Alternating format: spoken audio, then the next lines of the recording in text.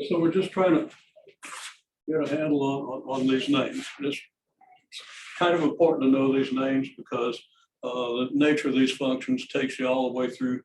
You kind of need to know what kind of function you're dealing with all the way through calculus, okay?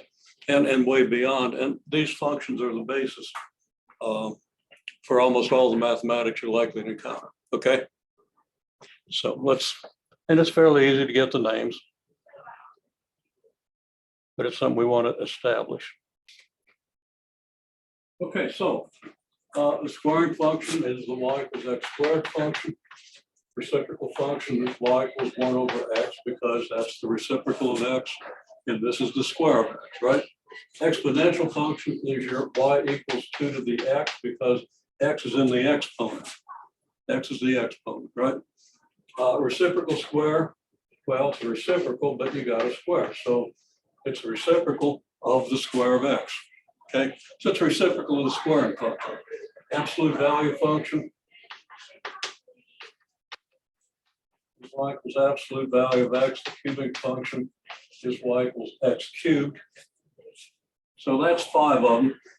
I say these 4. I don't really talk that much about the absolute value function because it's probably the easiest.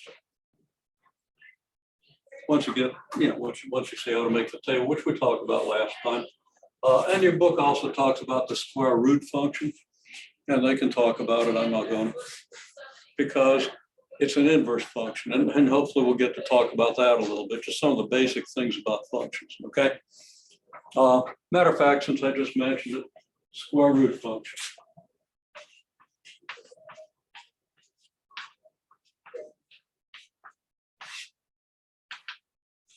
The square root function, I'm going to take the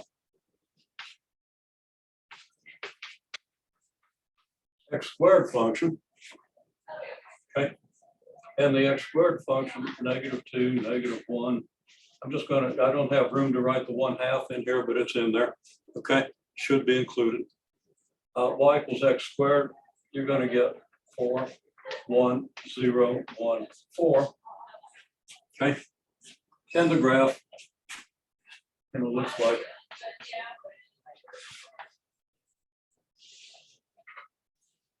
this, and I'm not bothering to plot the points. If you reverse the columns,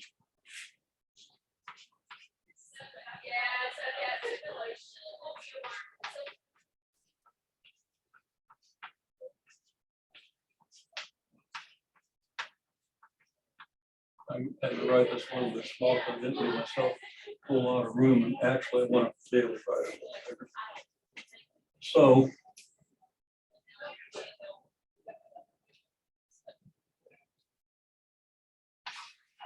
give myself a little more room up here.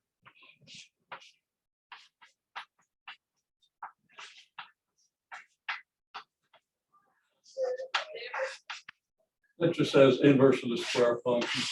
And the way you get the inverse is really simple. You just take the numbers in the columns and switch them. So the 4, 1, 0, 4, 1, 4, 1, 0, 1, 4.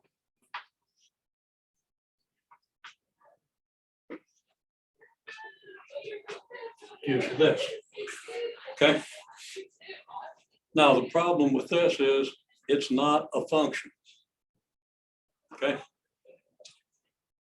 This thing isn't a function. Because if I ask you, okay, for this table, what do you get if x equals -2? You give me an answer, right? What do you get if x equals 2? You give me an answer. What do you get if x equals 0? You give me an answer. What's the problem over here? What do you get if x equals 4?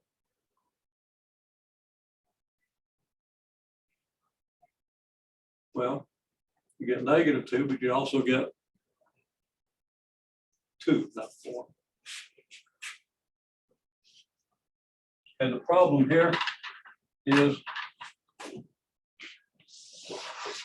you got 2 answers if x equals 4. For a function, you don't want to have 2 answers, okay? For a function, you want to have just 1 answer.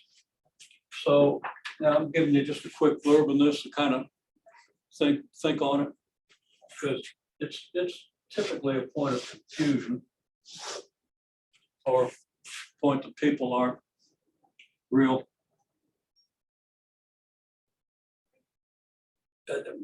People tend to have a little bit of trouble with the idea. Okay. You restrict the function. You restrict the domain to 0, 1, 4.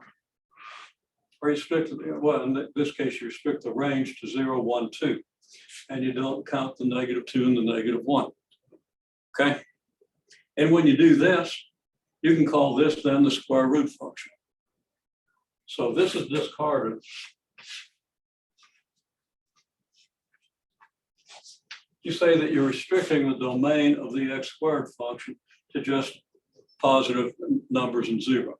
You don't want negative numbers here because you're going to get this situation over here. You don't have to totally understand that, but the idea is you discard some of the values over here and you get this, which gives you a graph you can easily make. I'm just going to draw the shape of it because, or like how you do. Okay, you're going to have 4 out here. 2's going to be here. 1's going to be here. It's easy to plot these numbers. 2's going to go up here. 1's going to go here. So you get 0, 0, 1, 1, and 4, 2. So the graph has a shape that looks something like this. Okay. Well, that's more than I really want to say about the square function at this point. There's all this involved in the square root function. I said the square function. There's all this involved in the square root function, which is why I choose not to talk about it right now. But if it's easy to understand the idea that you get an inverse function by flipping the columns. If you do that for the squaring function, you're going to have to discard some values, otherwise you don't have a function. And now the function is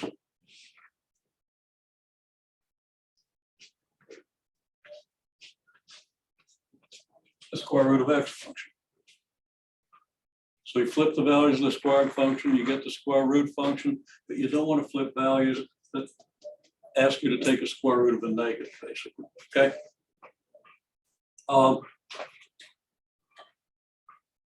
Okay. So anyhow, that's the names of the functions. Now you just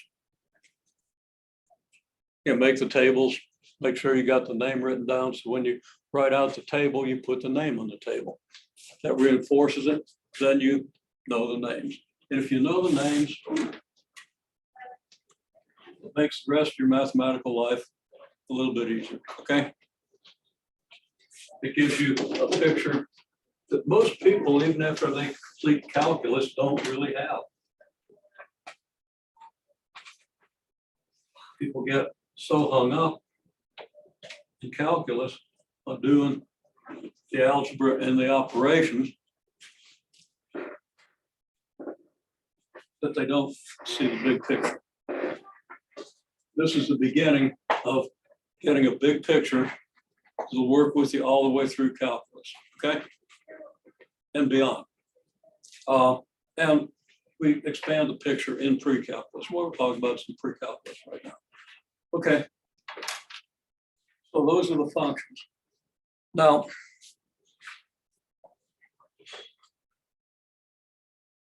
and thanks for the prompt. Okay. Reciprocal square function. It's just your 1 over x squared function is, it's a reciprocal, so x is in the denominator, it's reciprocal squared, so you square. Okay, so we make a table. So if x is -2, well, you're going to just plug -2 in for x, right? You're going to have 1 over the square of -2, and the square of -2, well, -2 times -2 is +4. Okay. Now, when you do this, you do want to put parentheses around that -2. Otherwise, it's just saying you're squaring the 2 and the negative stays there. Okay. Here you're squaring the -2. That's an important point because it does cause confusion, almost inevitably for at least 50% of your calculus students. Okay. So So if x is -1, and I remember being confused over it, why do you put a parenthesis around that? Well, because the order of operations tells you, if you don't have the parentheses there, it tells you to square the 2 and then tack a negative sign on it. That's why. So it's an important idea. Anyhow, 1 over the square root of -1 squared is 1. Now, if x is -1/2, and we do want to use -1/2,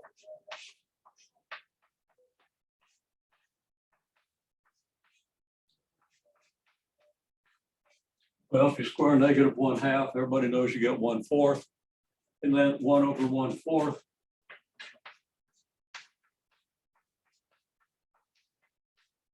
is 1 times 4 over 1, which is 4. Now, none of this is going to be a surprise to you, because I think everybody was doing pretty well with reciprocal function in the operations. But make sure you understand how the rules of exponents and fractions apply here.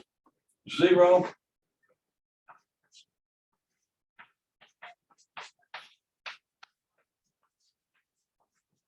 You want to document this. It's undefined. Okay. And as we talked about, as you divide by smaller and smaller numbers, which is what's happening here, you get bigger and bigger results, and they get big really fast. So this, they go off toward infinity. Now, we're not going to worry too much about the infinities now, but it's something you will have to deal with in pre-calculus, okay? Oops. Okay, so now, I have the purple chalk here. You just kind of put a line through that. We don't plot a point. Just same as for the reciprocal function, same idea. Okay, well, then 1/2 gives us 4, 1 gives us 1, and 2 gives us 1/4. So our graph, pretty easy to draw this graph. We don't need any negative y values because, of course, any number squared is going to give you a positive. And when you divide it into 1, it's still going to be positive. Okay, so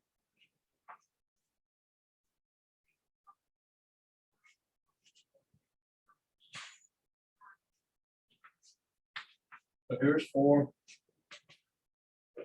Here's 2. Here's 1.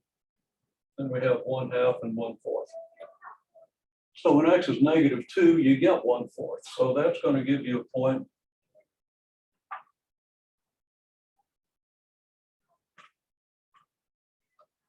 for y equals 1/4 and x equals 2, the point's right here. When x is -1, you get 1. So we have a point here.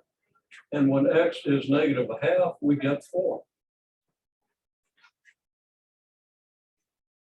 I actually had enough sense to put my 4 over here so I'd have room to plot that point. I usually don't. So, okay. And when we come up through here, well, it's getting really steep here. I didn't quite make it because I was kind of dodged the 2 here, but you get the idea. Looks like this. On the other side of the axis, well, it's going to look exactly the same. Well, it's going to be a reflection. And everybody knows how to plot the points. So there's our graph. It's kind of like the reciprocal graph, but the reciprocal graph is positive here and negative down here. And this isn't because it's squared. It also gets steeper faster as you approach the y-axis because of the squaring. The numbers that the result of squaring the numbers gets bigger a lot faster. So you get smaller a lot faster. Also, it then approaches the x-axis faster than the squaring function, the reciprocal function. Just for comparison, the reciprocal function would go through this point and this point. So the reciprocal function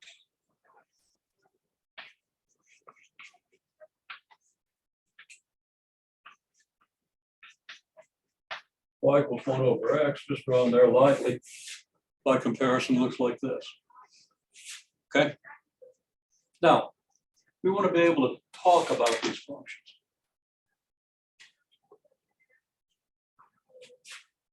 So function notation is going to allow us to do that.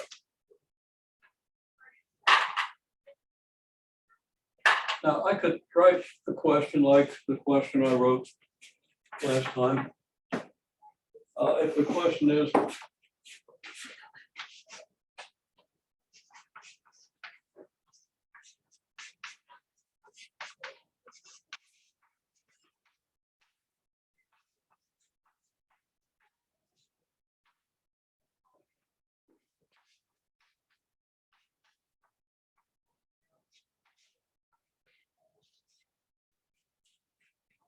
what if we wanted the value of x if the reciprocal square is, I shouldn't say 1/3 of them. Talking about two things at once as usual. Okay.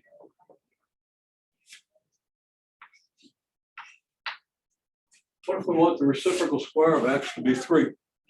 Okay, now that's a valid question. To answer the question, we go up there to y equals 3. Let's just do this. So here's y equals 3. We come over here and we project down. Okay. And we say that's maybe 0.6.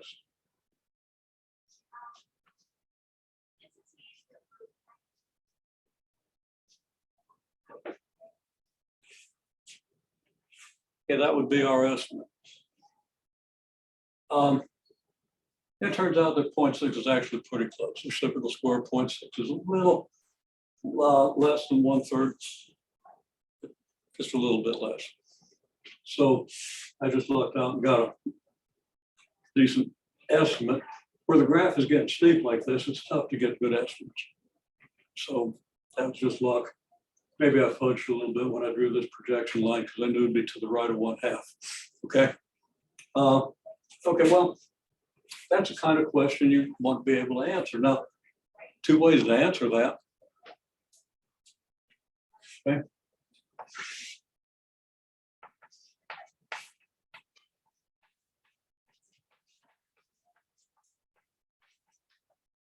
We solve using an equation.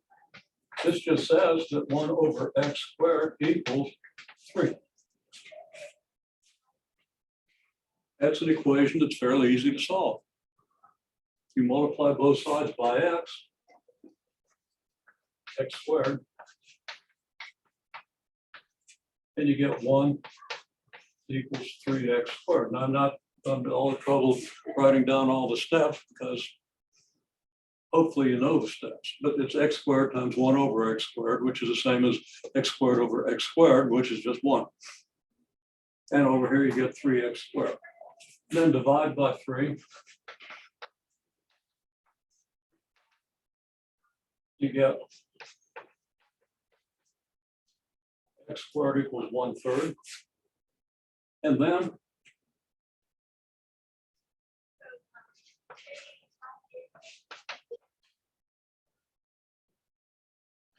the square root, and you get x equals plus or minus the square root of 1/3. Now, at that stage, you don't know how to solve it. I mean, yeah, you know, you just solved it. You don't know how to calculate it, so you would use a calculator. Now, I know square root of 1/3 is equal to 1.732 to 4 significant figures. Okay, because everybody in my generation knew what the square root of 2 and square root of 3 was to 4 significant figures. Just ingrained. Nobody didn't know that. Okay. And nobody with a normal mathematics IQ didn't know that. Or at least I can say nobody taking college preparatory courses didn't know that. Used it so often we couldn't forget it. Okay. My daughter's got a dog. Okay. She's just turned 13. Okay. She's a mixed Labrador, Cocker Spaniel, size of a small Labrador. And she's diagnosed over a year ago with cancer. Still alive. And still ambulatory. And still has a great appetite, but Labradors are like that. Okay. If you know about Labradors, I say not really as a joke, because you don't joke about a dog who's, probably their last legs, but so that dog is going to be alive until there's no more food to eat. Okay. Well, in similar manner, people in my generation will know that square root of 3. Okay. And, yeah. We'll know that square root of 3 until we die. Okay. Or until our brain stops functioning, which maybe happens a little bit. Okay. Anyway, there we have it. Okay. So I don't know if that was pointless, but just certain things you know. You don't know it, so you plug it into your calculator. You get something pretty close to 0.6. It'll round off to 0.6. Because 0.6 squared is 0.36, and 1 over 0.33 is about 3. So 1 over 0.36 is a little less than, a little more than 1/3. Okay, a little less than 1/3. Okay, now the reason we use function notation is so we can ask this question a little bit more concisely. So here's the same question.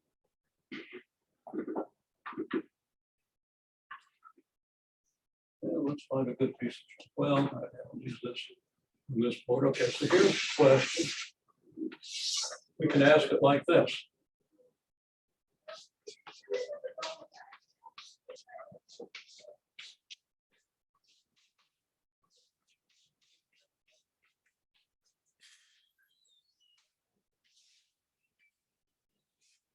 And what is x? If f of x equals, and I put 1/3 down again because I got that 1/3 bouncing around in my brain.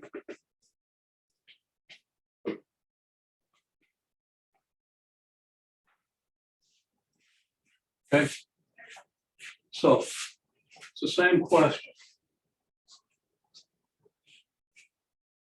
Now, what do we mean by f of x?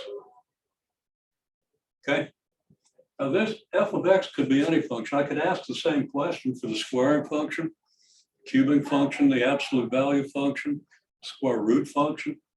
I could ask this for any function. So this is a general way of asking the question. And once you get used to it, it's a handy, concise way to say things and think of things. So that's why we use function notation. Okay, so I'm going to talk a little bit about what that means. Okay.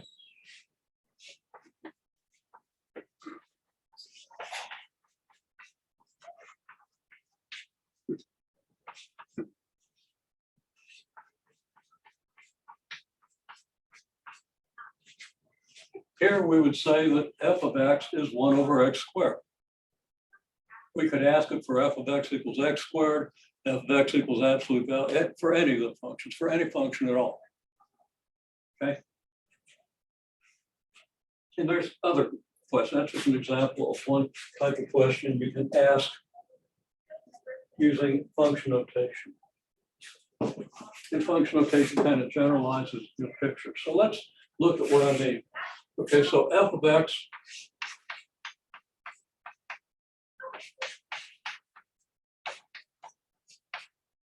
if f of x is 1 over x squared,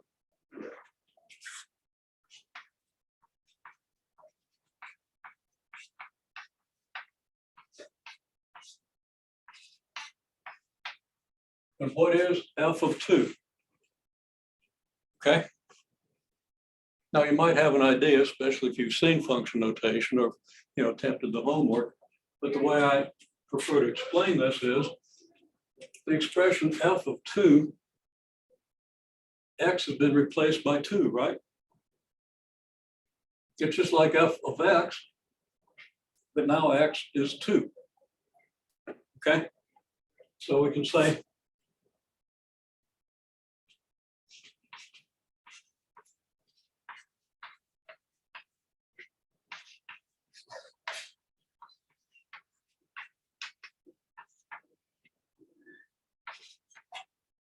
f of x has been replaced by 2. So f of x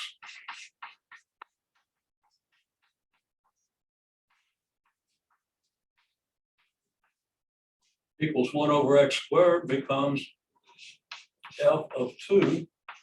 What am I going to put on the right side? Let's discuss this for a minute, see if people are seeing it. Okay, I think everybody sees this.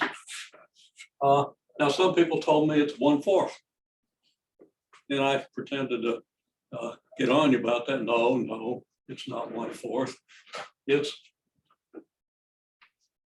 1 over 2 squared.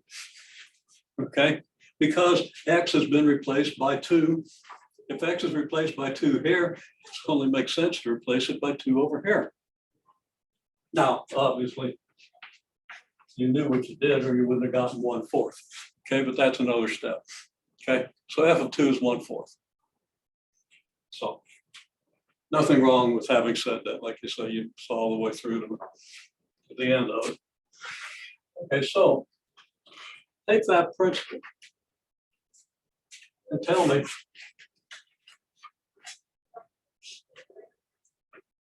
what's f of 1/3? What's f of 6?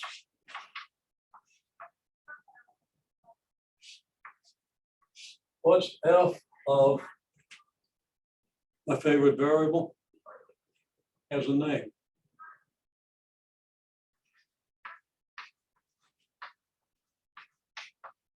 F of aardvark.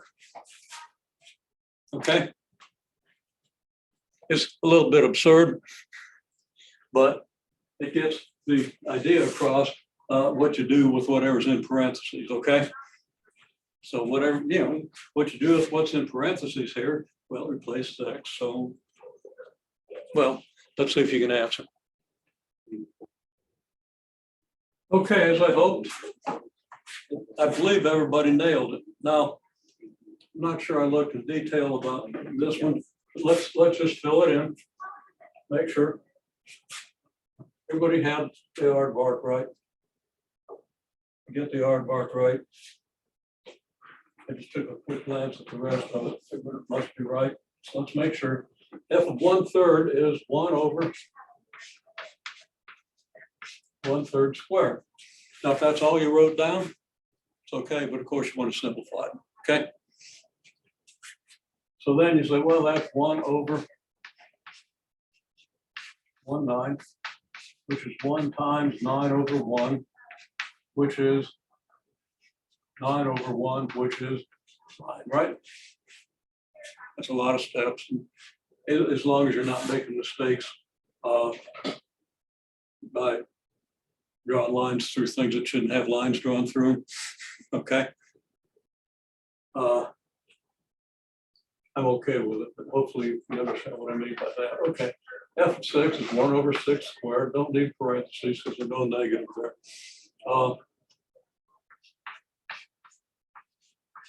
Which is 1 over 36. Now you can approximate that. You can write it as a repeating decimal.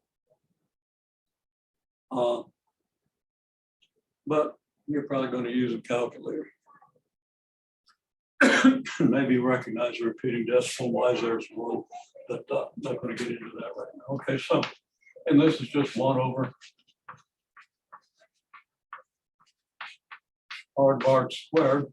And if you don't understand that aardvark is the name of a variable, you probably want to put parentheses around it so you don't square the k and write AARDVARK, AARDVAR times k squared, okay? The whole aardvark is getting squared. I don't know what a squared aardvark even looks like, okay? But there we have it, okay? So let's get a little more adventurous, okay? How about this?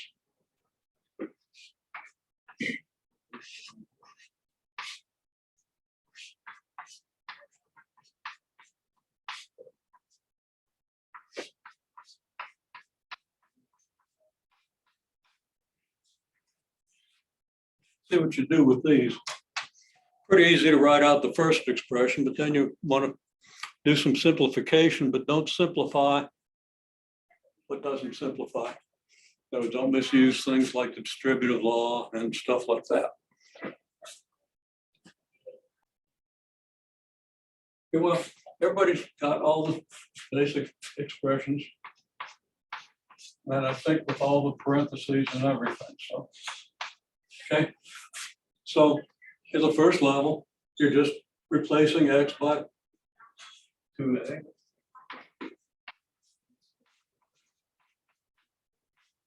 Here you're replacing x by a plus b.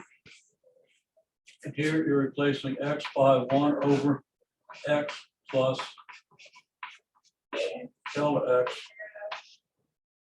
You get 1 over x plus delta x squared, okay?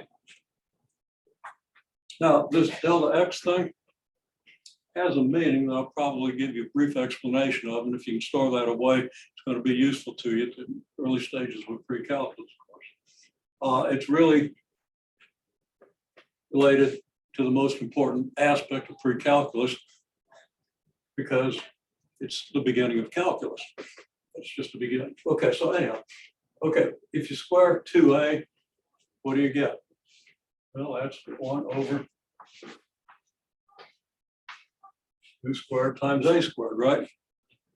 I mean, it's 1 over 2a times 2a, which you could have written.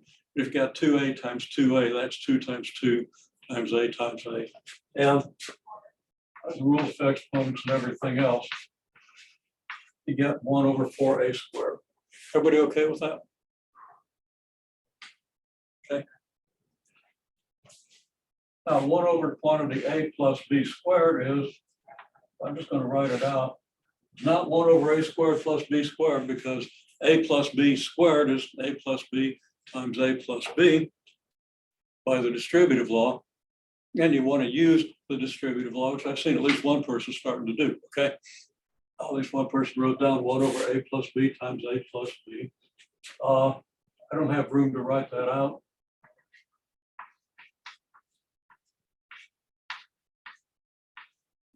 But a common error is that people write that as 1 over a squared plus b squared. It looks like that ought to be it.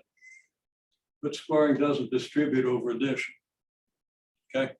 It does distribute over multiplication. That's a common point of confusion. Okay? So you want to try to avoid that. Now, here,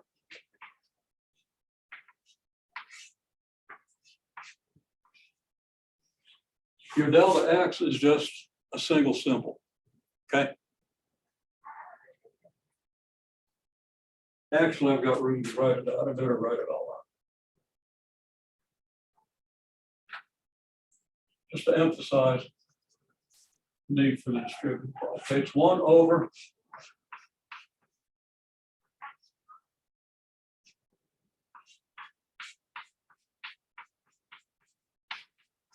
that first plus delta x might be a little hard to read, but it's just x plus delta x times x plus delta x.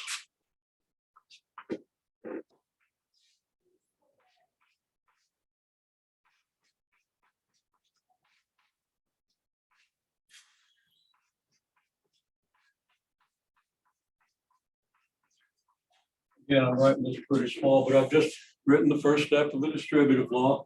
It's x times x plus delta x times x plus delta x. It's x times x plus delta x plus delta x times x plus delta x. And that's then going to be 1 over x squared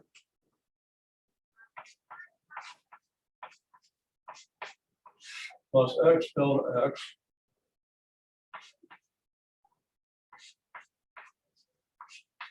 now delta x times x, I'm going to write as x delta x, avoid an extra step. Because of course I could write the multiplication in either order.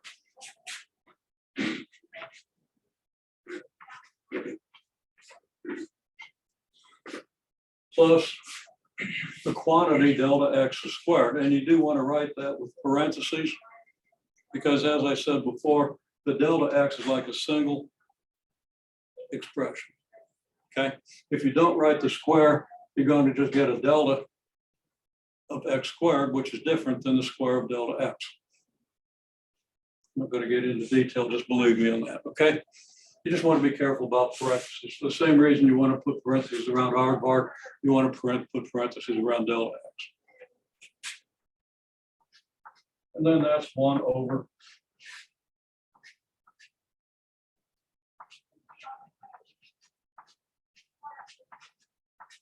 x squared plus 2x delta x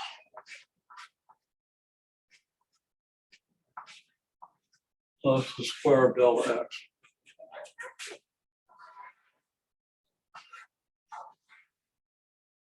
Now, function notation in itself doesn't involve a lot of algebra. You just plug in for x, right? Okay, but then it leads to some algebra, okay, which is why I have to have the algebra skills. And your algebra skills are, you know, everybody seems to have algebra skills that show them what you do and why you do it, okay? Some people maybe need a little more practice on it, but everybody can use a little more practice on it because you don't want it to get in your way. But I think we've developed skills to do this sort of thing, okay? Okay, well, that's the basics of function notation. Now, just to illustrate the usefulness of function notation, again,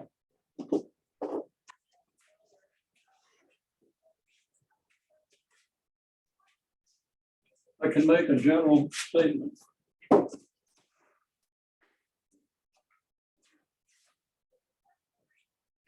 Let's say I've got a graph of a function.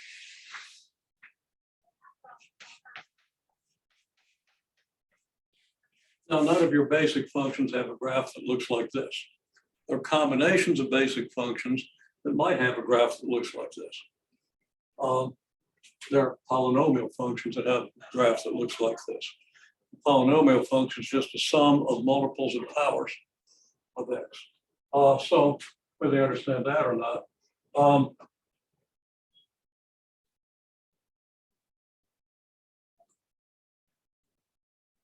let me extend my y-axis. That's what I'm going to do.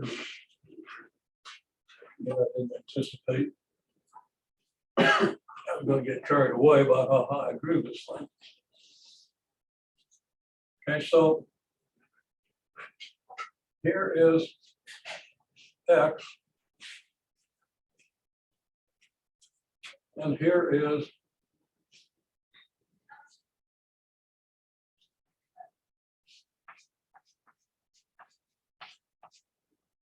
x plus delta x.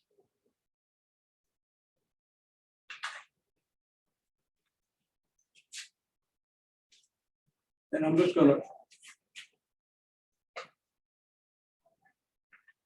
give away what I'm going to say. If this is x, and this value here is f of x. And if this is x plus delta x,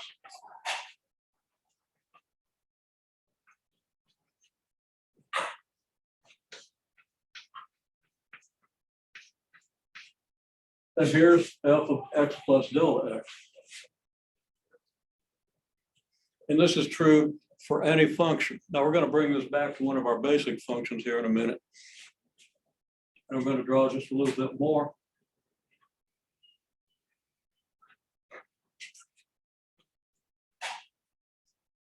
I take this point on the graph and this point on the graph, connect them with a straight line.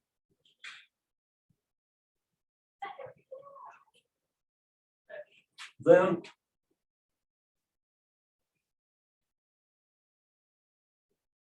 construct a right triangle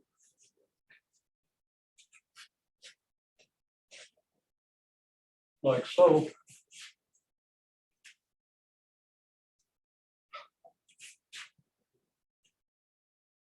How far is it from here to here?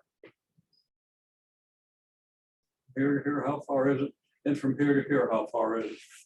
I'm just going to spend a couple of minutes on this, but it's really maybe one of the most important things that you're going to see in pre-calculus as it applies to the whole idea of a calculus.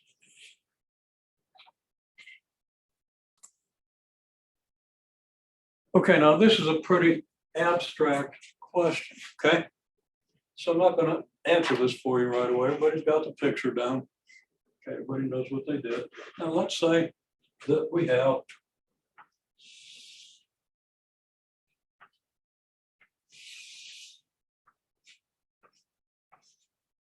one of our basic functions.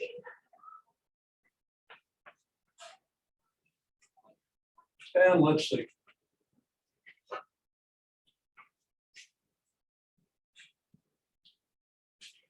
To use a function that we can actually work with, I'm going to go ahead and just use the squaring function.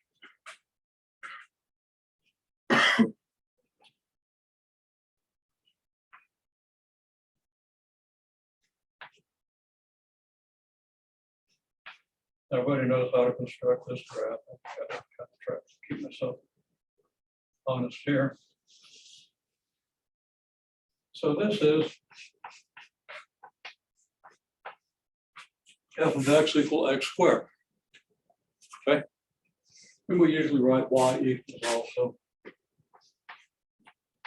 So we know that y is representing this function. That's usually understood.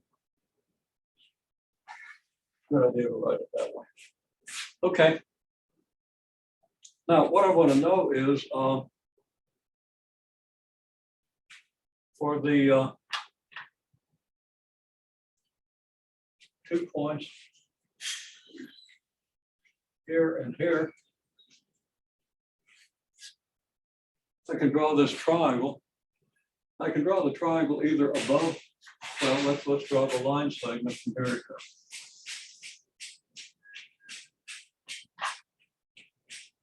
I could draw the triangle either above or below the line segment. Since I've got this labeling over here and things are pretty clear on the left, I'm going to draw the triangle like this. Now, when I draw the triangle, I draw it vertical here and horizontal here. So I just connect these 2 points with a vertical and a horizontal line. So there are 2 ways to do that. I could have done it down here, or I could do it up here. Okay. More room to label if I do it up here, so that's what I did. Would have been equally valid to do it down here. If I'd have put the y equals f of x equals x squared over here, and I'd probably drawn the thing here.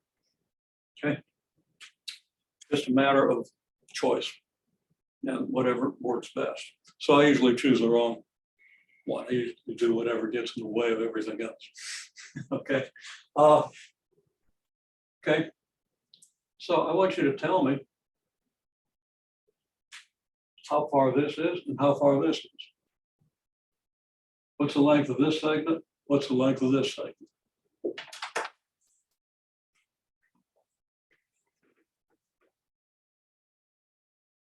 Okay, just make sure people weren't getting hung up on something that was pretty obvious. I went ahead and wrote in the coordinates of these points. Obviously, this point is the 1, 1 point, and this point is the 2, 4 point of the graph. In other words, the x equals 1 point and the x equals 2 point, right? So now, what are the lengths of these line segments? Okay, some people are there, some people are almost there. But everybody's got a good looking graph and a good looking triangle. So I think we can easily move on. Well, I did write out the coordinates of these points just to clarify that that's what I meant. Then I asked what are the coordinates of this point, and I quickly got an answer. This point is 1, 4.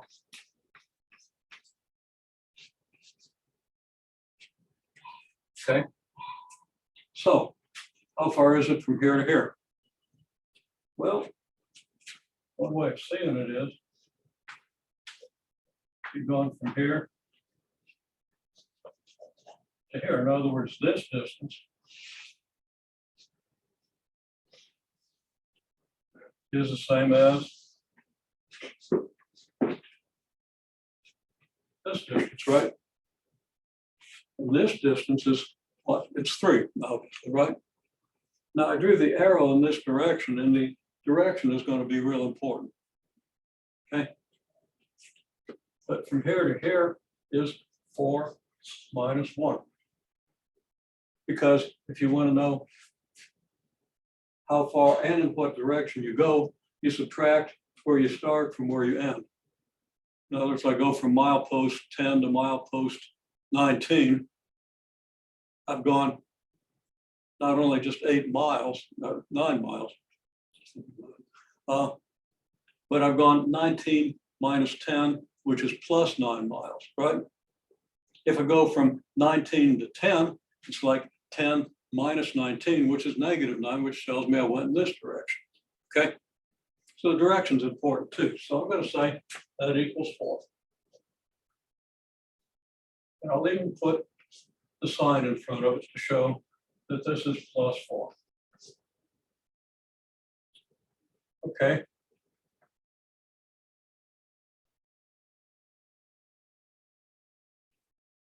Is it really that late? Time to get away from us. Yeah, somebody tells me I can't do arithmetic. Okay. Shaking your head and looking at me like I'm a totally pathetic creature. That's all right. They're not, I know. But shoe fits. Okay, that's pretty pathetic. Yeah, 3. And it's plus 3. Okay. Well, then from here to here is the same as from here to here, which is 2 minus 1, which is plus 1. Okay. Okay, so at that point, we could calculate the distance using the Pythagorean theorem, if you remember that, and it's pretty easy. Yeah, not gonna say much about it in this course because you know it from previous course, and if you don't, it's easy. Okay, but more importantly, for the calculus aspect and the pre-calculus aspect, we know what the slope of this thing is.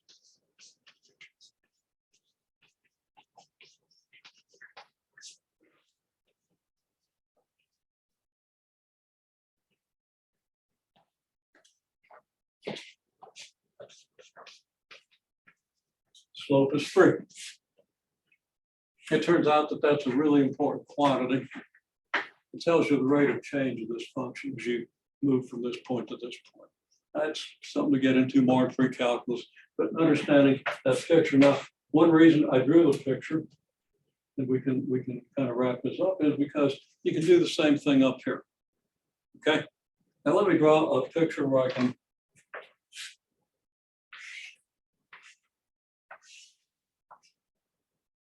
draw a bigger triangle. Okay. So let's say I want to draw the triangle at this point and this point. And this is the graph of the function y equals f of x. Okay, well, I have x and y coordinates for these points. Okay, the x coordinate, I'm just going to call this x. I'm going to call this x plus delta x. Okay. Now, making a connection over here. This point 1, 1 on this graph. Let me just redraw this graph over here.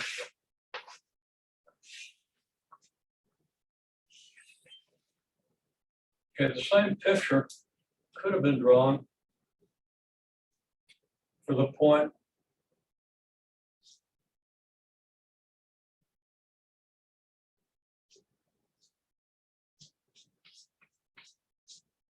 that I'd label as 1 f of 1.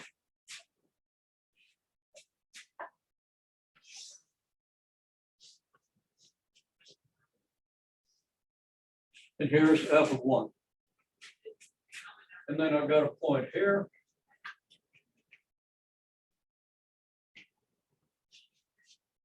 Which might be 2 f of 2. Now, if x is 2 here, And when I come up here, the value of the function is f of 2, right? So for example, if it's a squaring function, that's f of x equals x squared, right? What's f of 1? Well, f of 1 is 1 squared, which is 1, right? So if it's a squaring graph, I could have labeled this as 1 f of 1 because f of 1 is just 1. And I could have labeled this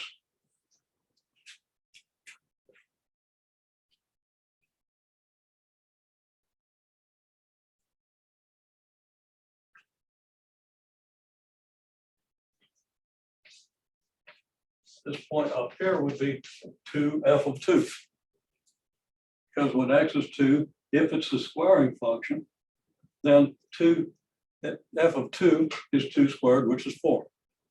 So f of 2 means the same thing on the squaring function as 4. F of 1 means the same thing as 1. If it's a different function, well, it means something different. But the point is that if this point is x, then right there is f of x, okay? And if this point is x plus delta x,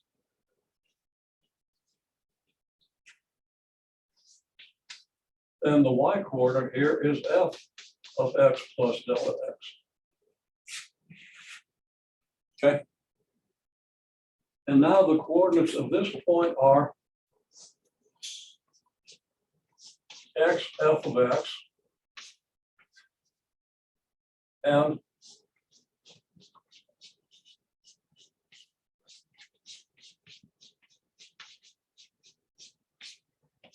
x plus delta x, f of x plus delta x.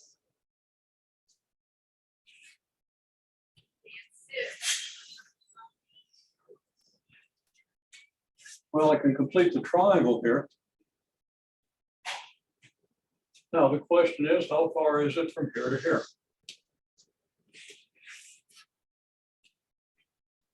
Just like we did down here, when I said that this distance here is 2 minus 1, which is plus 1. This is going to be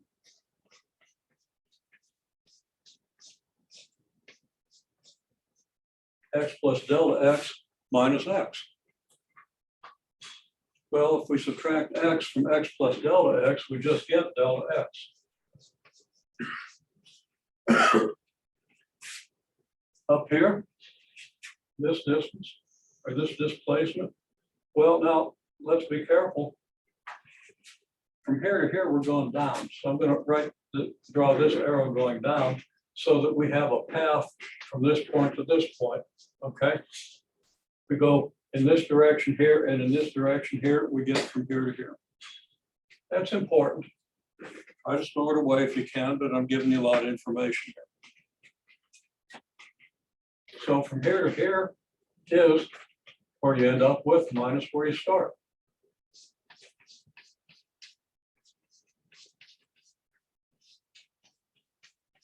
It's f of x plus delta x minus f of x.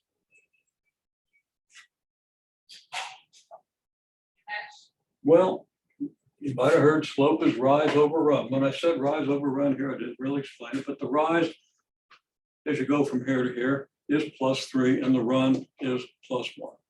Okay. Here, the rise is from here to here. It's going to be negative if this is the right picture, okay? But you know, we don't worry about that. We just subtract where we end up from where we start, and we get.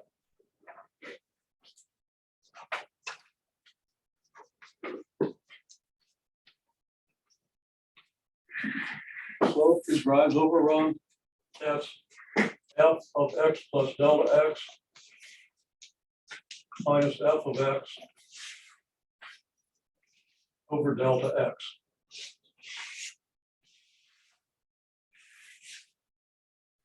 This gives you the slope for any function. If f of x happens to be the squaring function, you plug the x plus delta x and the x in here, and it's going to be quantity x plus delta x squared, just kind of like it was here for the basic reciprocal function, reciprocal square function. You get this expression for the slope. The slope tells you the rate of change of the function, okay? And the rate of change is first something you see in the first chapter of pre-calculus, okay? Second, the original entire basis for all of calculus stems from this. I think, I haven't read Newton's book since he wrote it. It was a while, 300 years, something like that. It's been a while. Okay, losing my memory. Okay, well, anyhow. So that's another big reason for the function notation. So understanding how you substitute, okay? And then understanding what that has to do with the picture of the graph, even if you don't totally grasp it right now, it's something you're going to want to grasp very well when you start your pre-calculus course. And I believe that your assignment on function notation addresses some of that. I know that you're going to see this expression, so I wanted to tell you what it means. It's something to plug into on one level, but it has profound meaning on another level, okay? So at least know how to plug into it.